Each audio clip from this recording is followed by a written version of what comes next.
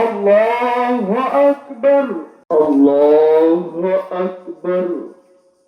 সামিআ আল্লাহু লিমান হামিদা, আল্লাহু আকবার।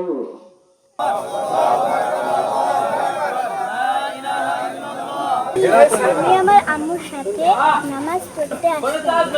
প্রত্যেক বছরই আমরা প্রথম চাঁদে ঈদ উদযাপন করা হচ্ছে হাদিস মতে। এখানে আমরা যে আসছি 8-10 বছর পর্যন্ত, যেহেতু ঠিকভাবে আসছি সমস্যা নেই, কিন্তু কোনো কথা কাটি চলে না, যেহেতু যার ইফতারের সেই চলছে।